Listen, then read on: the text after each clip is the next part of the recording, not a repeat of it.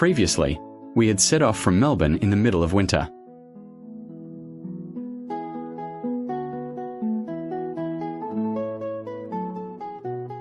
Stopping at Queenscliff for a couple of days, with adverse weather, before a strong northwesterly took us down to Wilson's Promontory and delightful Refuge Cove.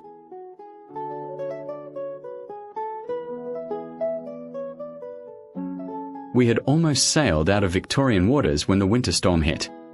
2.5 days later, we continued towards New South Wales and into Bermagui, where the fishermen helped with some repairs. Then on to Sydney, where I had to use the tide to replace the propeller, severely bent during the storm.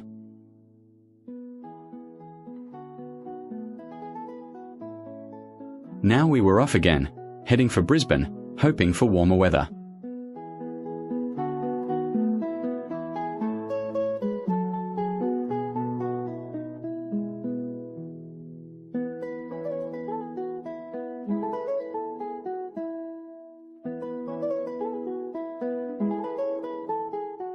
We left Port Jackson heading to Pittwater and the Hawkesbury River, rounding Barrenjoey Head and Lighthouse.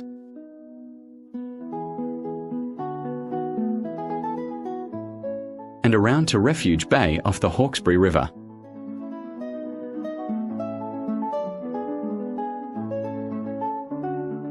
We went ashore for a family barbecue.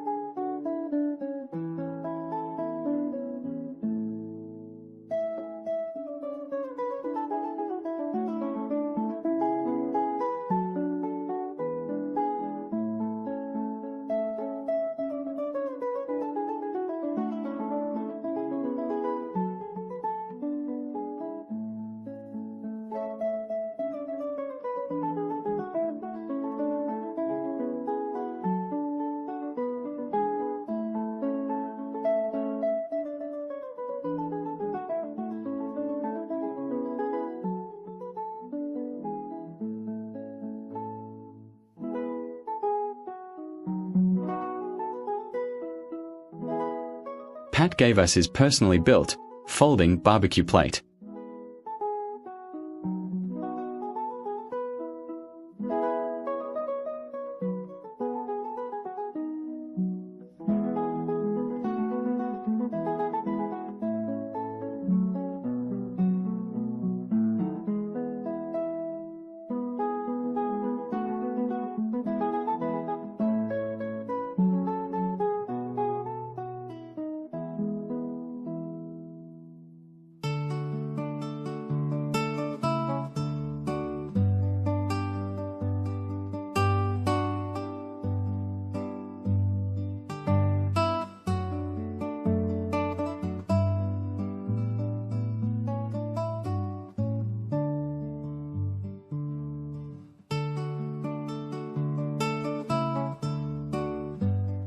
Halverson hire cruises and student teachers from one of the cruises.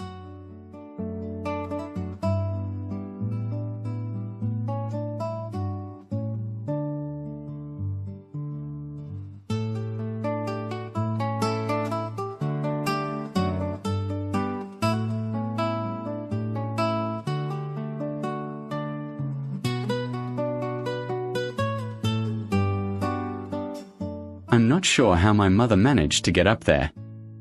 A more recent digital photo from my visit in 2002. Back to Pittwater and the Royal Motor Yacht Club.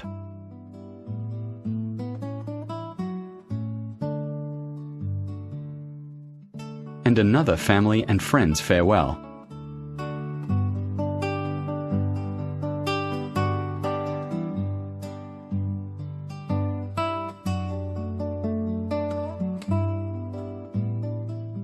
overnight past Newcastle to Port Stephens.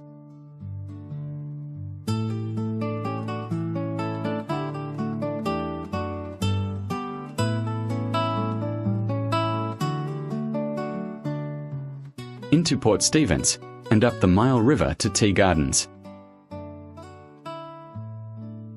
The bridge at Tea Gardens stopped us going any further.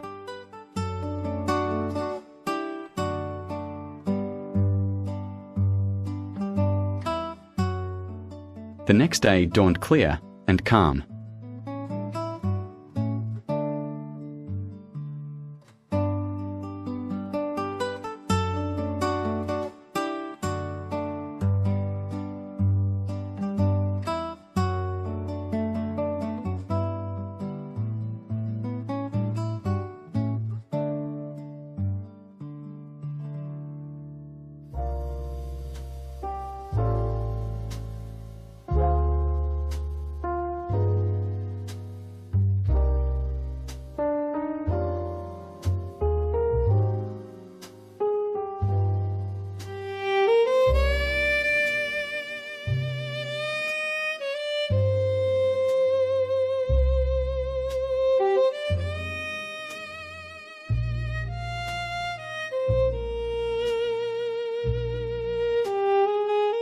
Port Stephens to Forster and Tuncurry.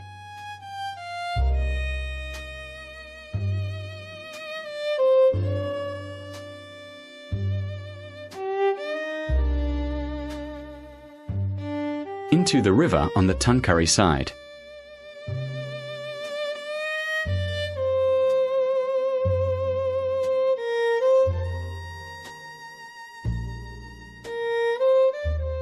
It was time for a washing and rubbish run. We took a walk to the lookout at Cape Hawke.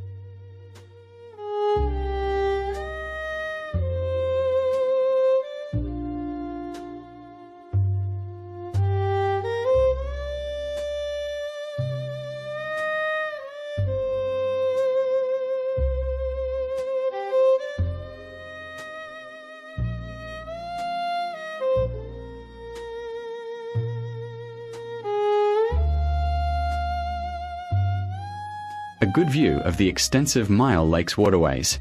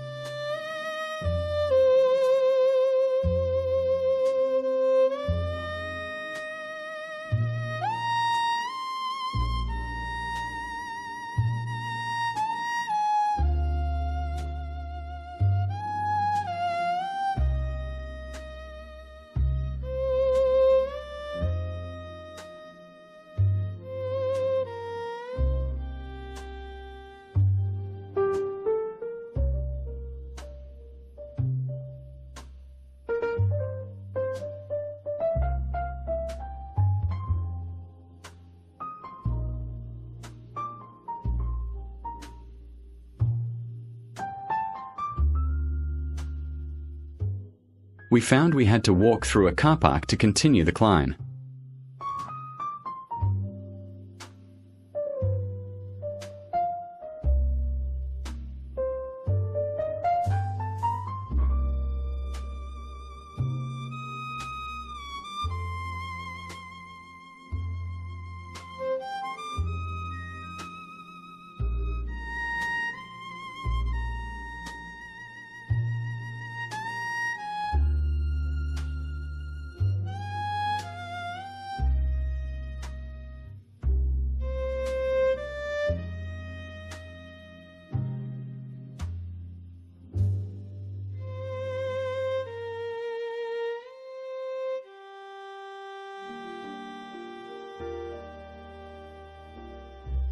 An easy way up for some.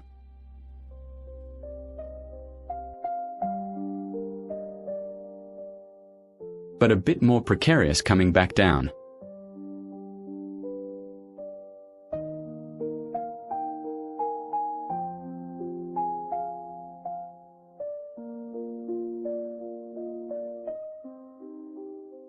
Sue's parents were holidaying nearby, so we visited a bat colony near Gosford.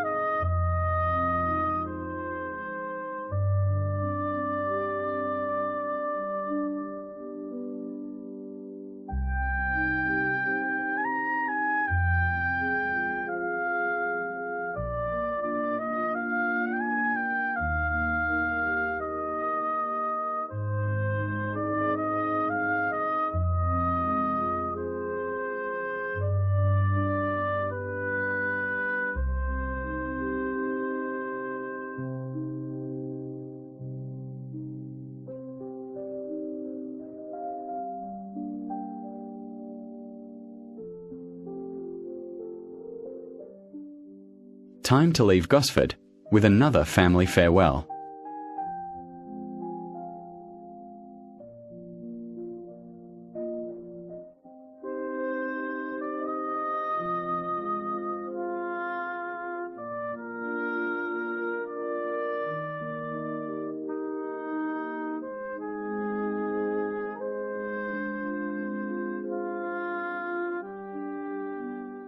Forster to Port Macquarie. Sailing can be a tough life, sometimes.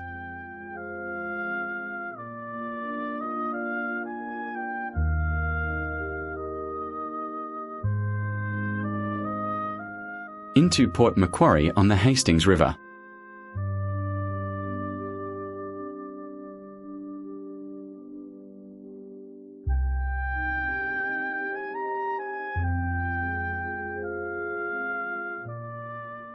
Port Macquarie to Trial Bay.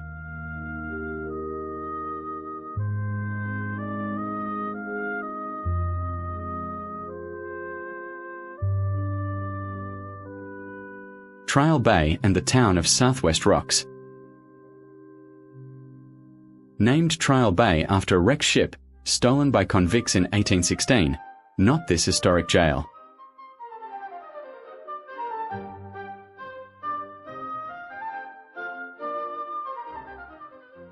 Trial Bay to Coffs Harbour.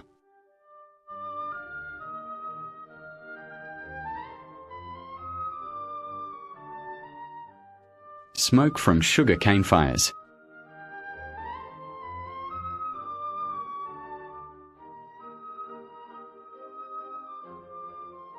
The Coffs Marina wasn't there in 1974, built after 1990. The main wharf was built in 1892 and used commercially until the 1970s. In the 1920s, the SS Fitzroy left every Sunday at 3 p.m, travelling overnight to Sydney. Passengers were loaded on and off by crane and a wicker basket. A replica of the basket used. Until 1915, when the railway came, over 400 ships per year used the wharf. Loading timber in the 1950s. Coffs Harbour to Yamba and the Clarence River. South Solitary Island Lighthouse.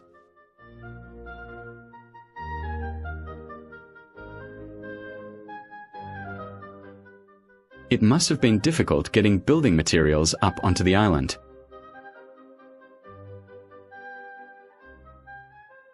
Nowadays a helicopter site for transporting people and supplies.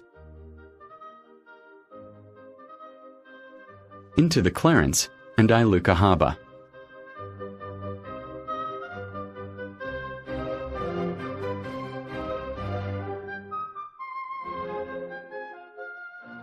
Then up to the Harwood Bridge.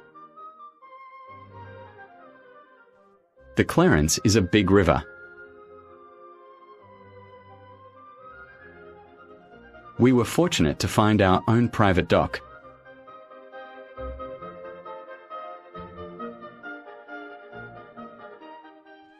The span could lift for ships and yachts.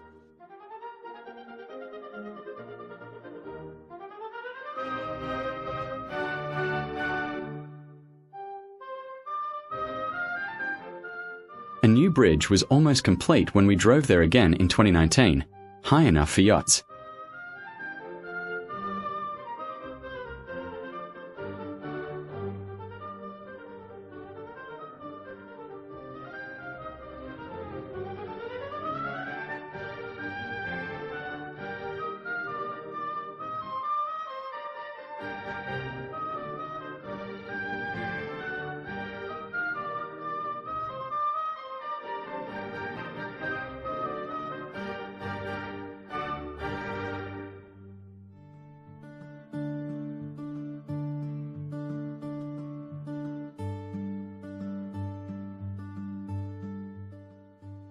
The sugarcane was delivered to the mill by tramway rail, road, and especially by tugboats and barges on the Clarence.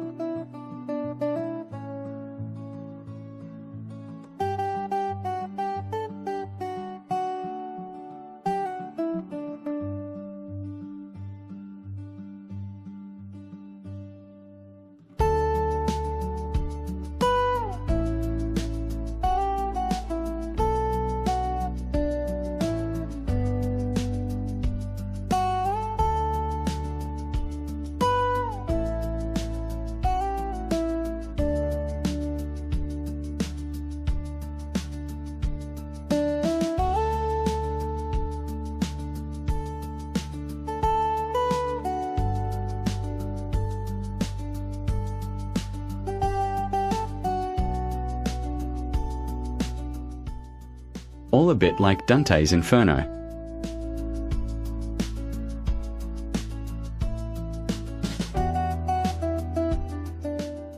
Burning some of the cane waste powered the mill.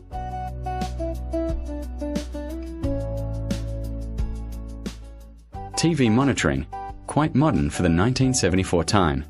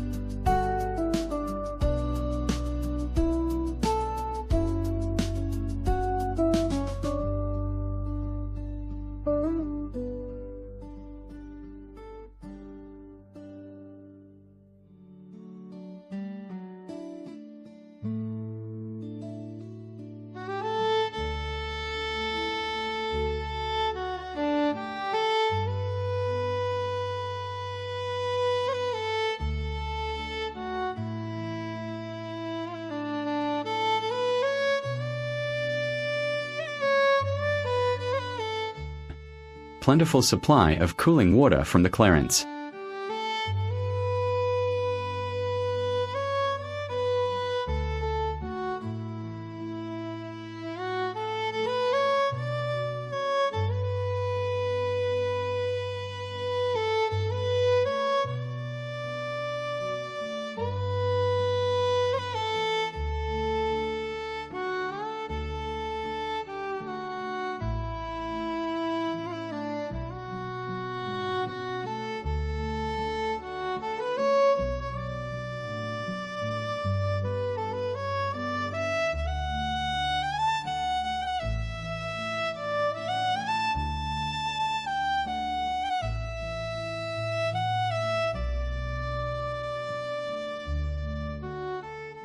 back to Iluka.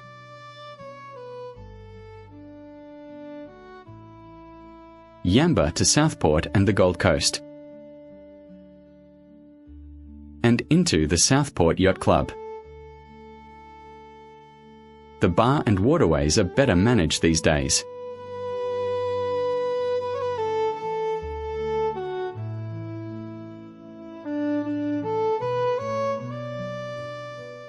The Southport Yacht Club in 1974, a bit more basic. Up the channels, behind the Stradbroke Islands.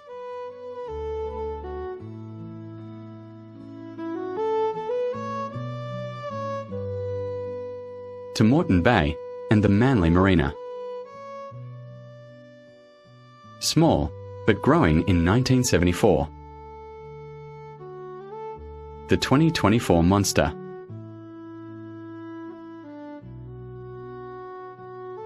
Into the Brisbane River.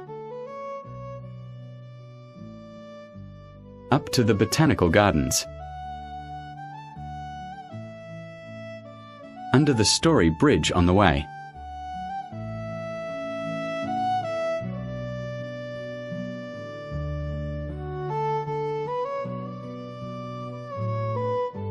A cheap city central spot for many cruisinger people in 1974, $5 a week.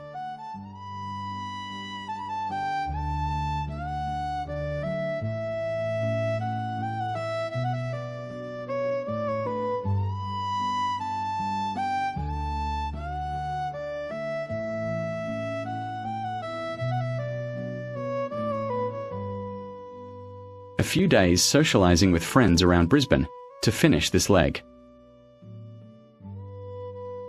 Next, we sail the 850k from Brisbane to Mackay.